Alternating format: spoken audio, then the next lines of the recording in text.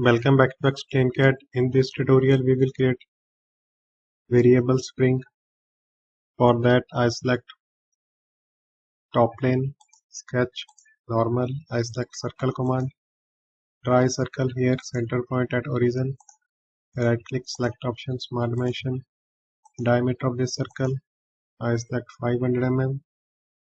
Select OK. Right click, select option, come back from the sketch. Now go to insert. Here go to curve and select helix and spiral. In parameters, select variable pitch. Region parameters, first is pitch. The first one is default. We will change second variable. I select here pitch 450 mm and diameter, second diameter, I select 400. Here select third variable, I select 300. Revolution second,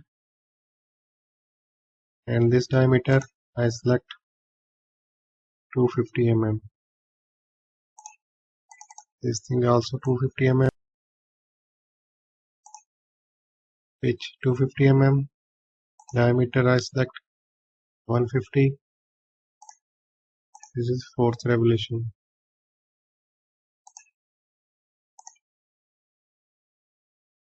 Fifth variable I select 150, 5, and here I select diameter 50 mm. Here I select 30, select OK. Now I select front plane, sketch, normal. I select circle command, draw circle here, right click, select option. Make sure these center point and this point are coincident to each other. Select OK, smart dimension.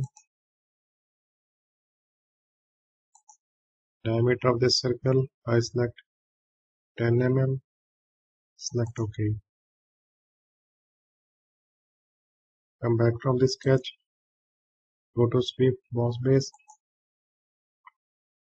Sketch profile, I select this sketch, and path, I select this path. Select OK. Now this is variable spring. This part is complete. Go to edit appearance and give it some color. I select this color. Select OK. Thank you so much for watching. Please subscribe ExplainCAD.